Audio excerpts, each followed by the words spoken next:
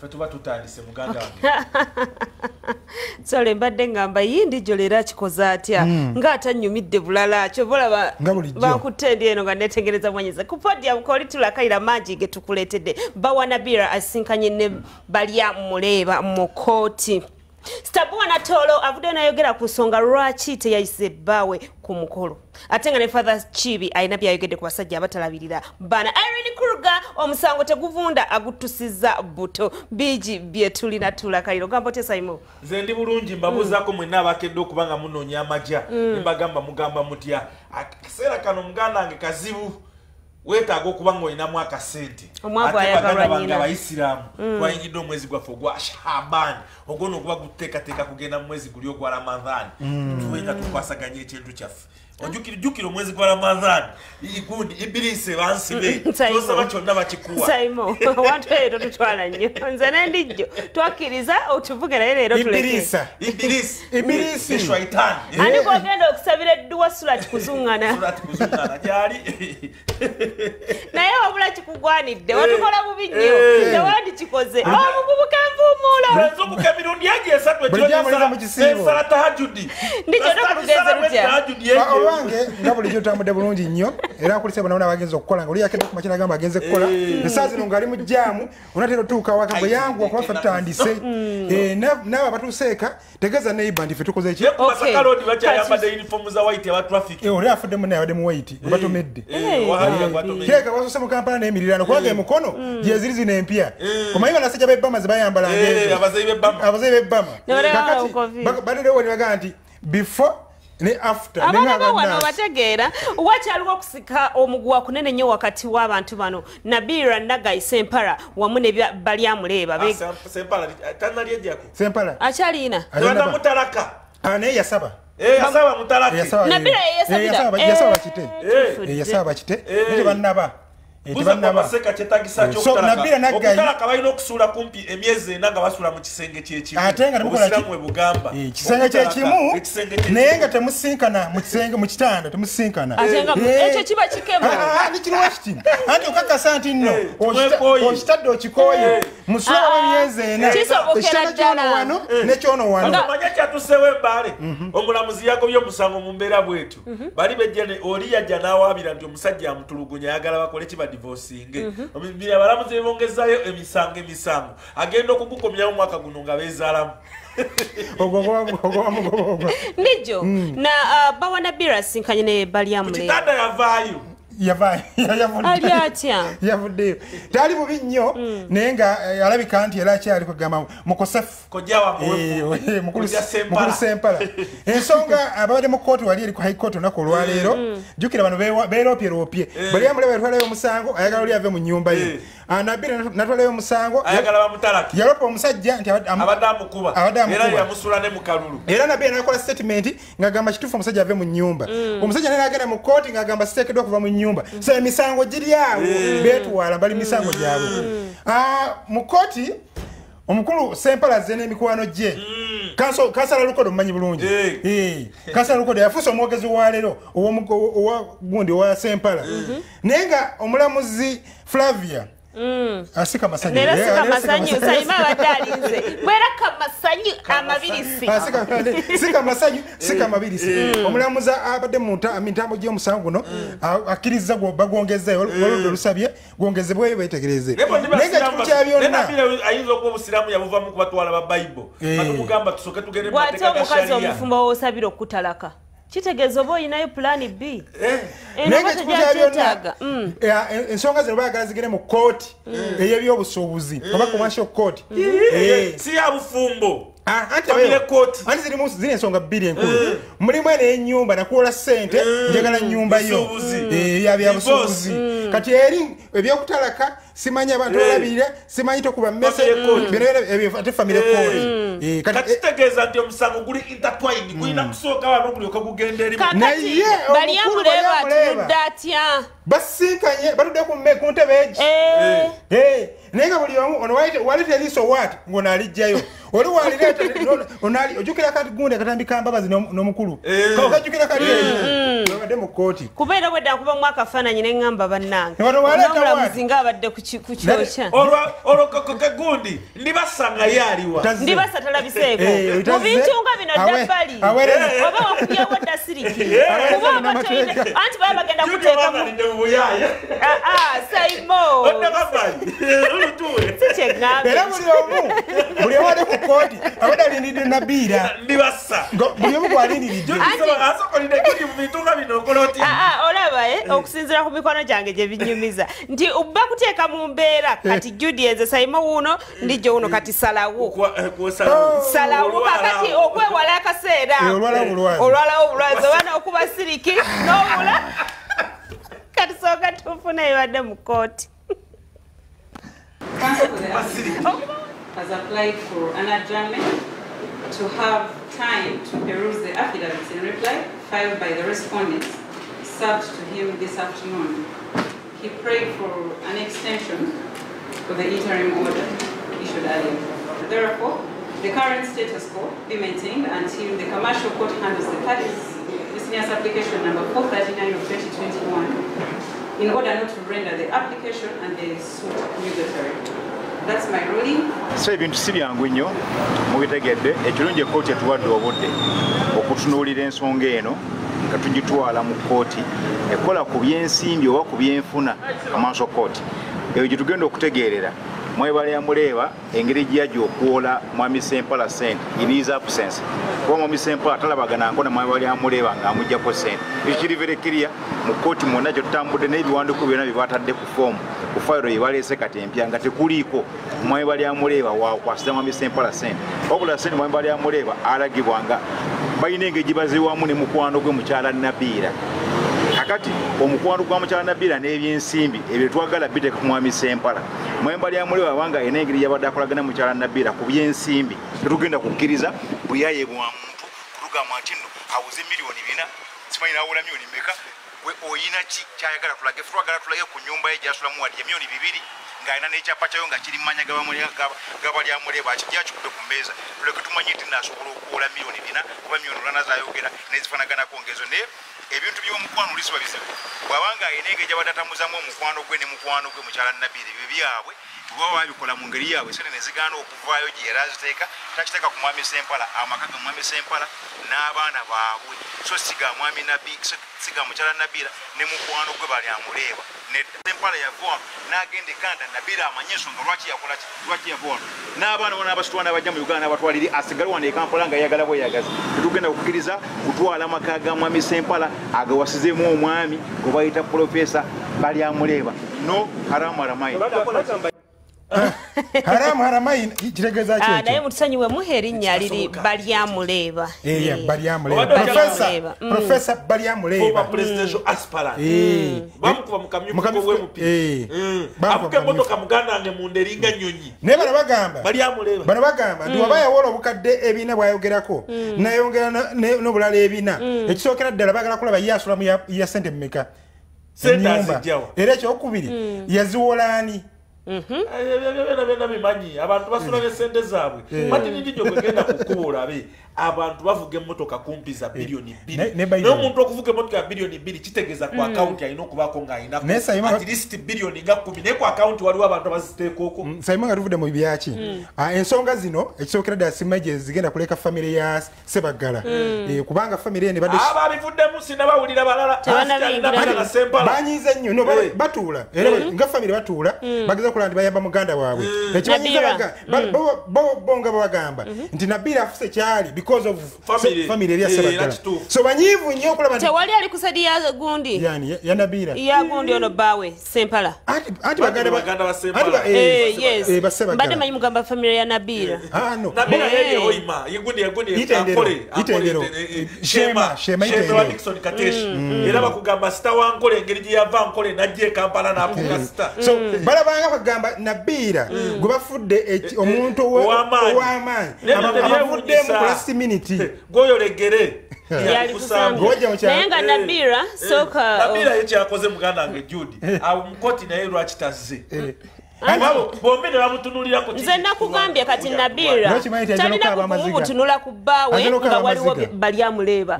talina buvumu butunula ku Baryamureeba nga waliwo bbaawe walina kola atya asooka akubawo sirikire Nabiirah ayinza okuba naye nekyasirikidde nga alina ensonga ze nga zirimu neggumba sirikidde bambi naye nga nsonga za famire kale eyo katuveeyo bano bakoze bonna abaawukanye ate nga Sitabua Natooro agamba ntobye n'abaana bange from zero ng'omusajja talina kyampa lwaki essaawa zino omwana atuuse okuleeta amasanyu waka munsalira omusango yaliwa nga ntoba n'abaana nti nagututte waka kale enjuba eveeyeegwe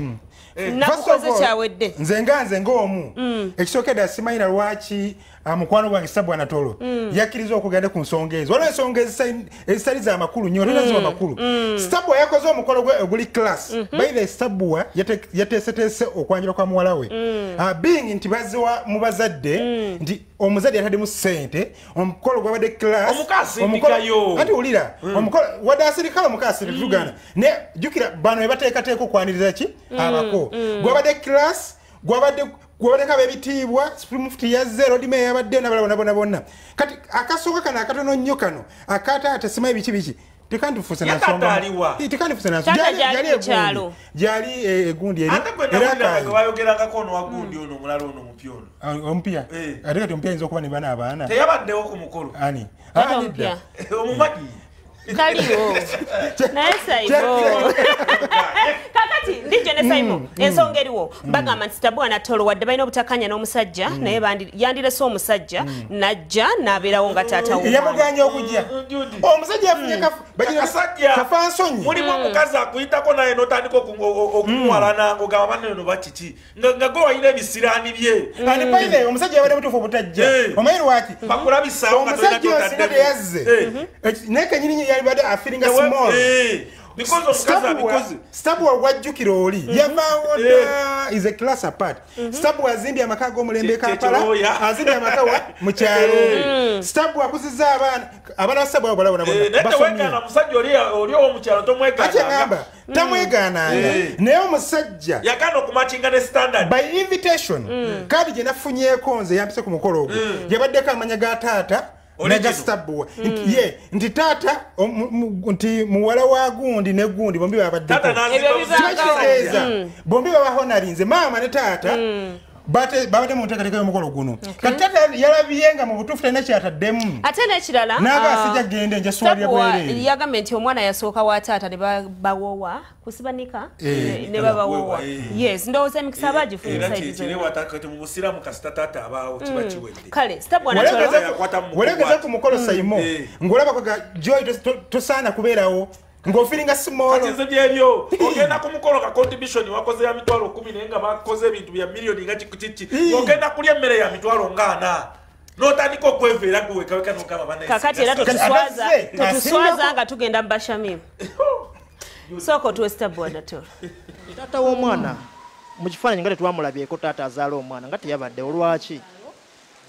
nifa yagenda mu kyalo ku sande eri ewedde ne babawoowa ne bbaawe kubanga waliwo ebintu ebitagulwa muwendo waliwo ebintu bye tutalina kusaagiramu nga obuwangwa ennono manyaddiini twaliramu bazadde kubanga emikisa gy'abazadde omwana aba akola ki abeera agyetaaga era yagenda ku sande ne babawoowa naffe ne tujja wano ne tukola ebyaffe kati ebyoli byakoma eri ebya taata omukolo eno ne mutamuyita yatuweereza omusigire era yabaddewo mutowe yabaddewo wano tewamulabye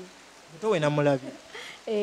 yabaddewo nalabye mutowe neŋŋamba omusajja nga simulabyewo tebamuyise kujja era tetumuyinaako buzibu kubanga buli kimu yakikoze nga taata bagenda mu kyalo ne babikola ate kati saagukoze tegwawedde walabye ng'enjuba eva waggulu n'egwa wansi olunaku terwazibye ng'endala bwe ziziba walabyewo ebimyansuka nga birimu laddu kubanga nkoze omukolo wane wange nga ndi mukazi wagukoze lwakuba amaka gago si ga mwami naye kati oli wabeera mu bufumbo nga amaka ga mwami ati wabeera mu bufumbo nga amaka ga mwami era agukolera awo wa mwami we si bwe kiri asobola okukola nga omwami taliiwo ate nga lwaki tagukola kiki ekikola omukolo zibeera ssente nakuyita abantu ne bajja ne batuula ne balya ne banywa n'okusanyuka. Waliwo ekirala, mulimu amaanyi ag'enjawulo, tewali maanyi ga njawulo. Simanyi mama yayimbye buyimba bwo bw'emikolo. Mama yabadde nazaala. Mama bamuteekedde oyo yabadde atudde. Naye namulabye ng'essanyu ajanjawaza. Naye nga tuvudde ku ki basajjamu abali eyo abatalabirira baana. Kino kibawa ekyokuyiga. Mulekerawo okulekera abakazi abaana. Ate we bamala okubakuza ne babatuusa we baagala ne mudda mukungule. Mulekeraawo. Omwana wo b'omutima gwe ng'akyali muto, gula okwagala gy'ali ng'akyali muto, mulekerawo okubeera nga mukola ki? Musalira abakazi emisango yankyayisa abaana. Ye kukyayisa abaana kikyokozeewo. Kikyokozeewo. Awo yamuyambye omwana yagenzeeyo. Faaza Kiibi avuddeyo n'ayogera ku nsonga y'abasajja abatalabirira baana. Faaza naye akomyeyo mu mawulire ennaku zino abona. Mbale mayiti yazzeeyo empiki. Faaza kyali mu Kampala. Anoonya ate ennaku yasirikasirikamu. Faaza kyali mu Kampala. Ne mutuufu agambye gwe omusajja tabeereddewo omwana. Lwaki ojja ku makungula wali eri?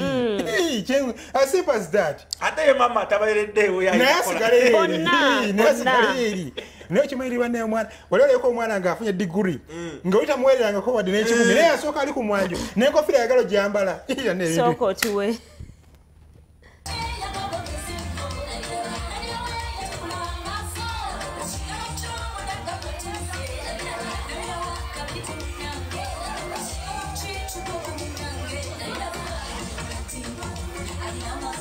Taata w'omwana waaba akyaliyo, lwaki omukolo tebagukoledde mu maka ga taata w'omwana? Kuba taata w'omwana era teyalabiseeko.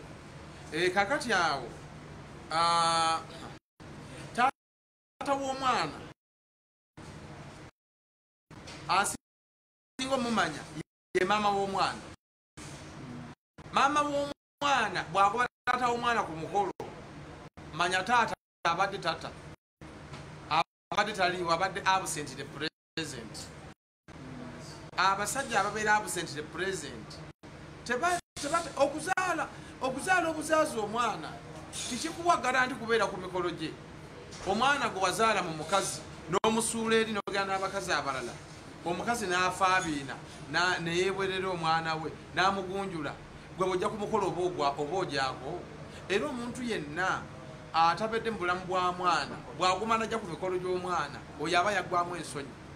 Ali n'ekirala ye taata w'omwana mwamubuuzizaako yabadde ayagala okujja, ye bamaze ebbanga ki nga tebakwatagana oba nga tebemanyi.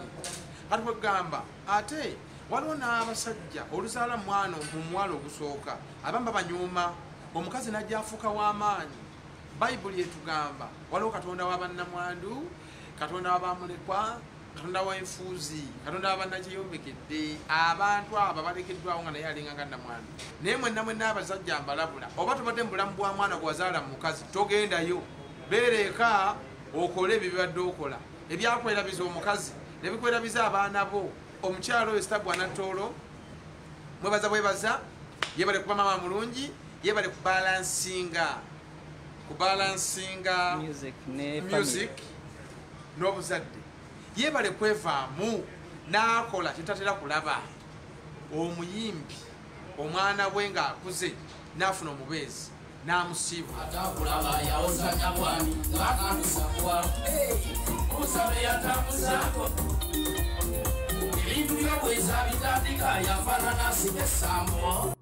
Kale omukolo gwabadde mulungi nnyo nnyini ddala. Era nga no kojja wa mulujja olwo kazibe kapo kojja wa mulujja. Shalwa yabaddewo. Pozi King Michael uwe bamutwala ku polisi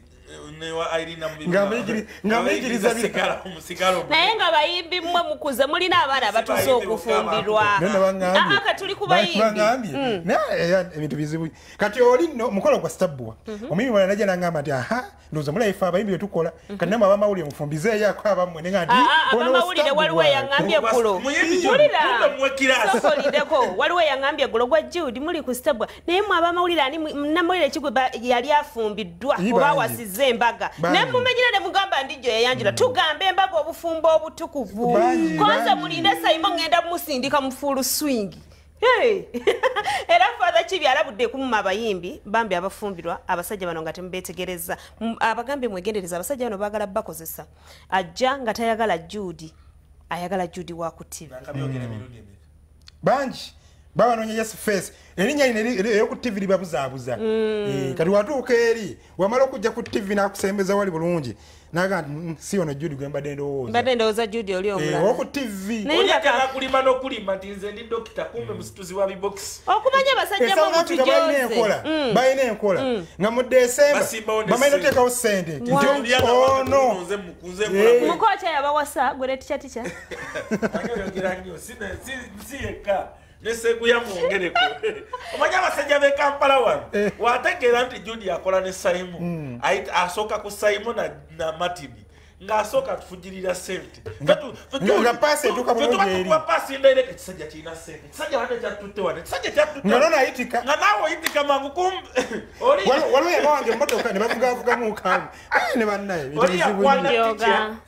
n'akwana Simo n'akwana Seguya omulundi gumu okukakana nga mututomezza n'enkoona n'enywa sooka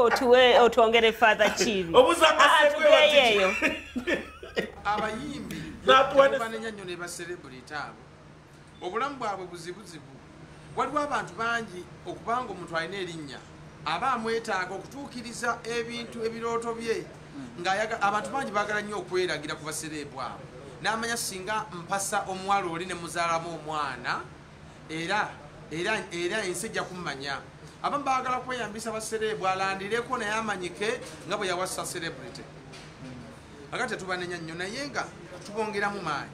nti nga omukyalo Sitabua Natooro bwe yakoze nabo bakoppe abatanaba kutuukiriza naye abasinga bali mu kwefubako obudde bwonna tubalinda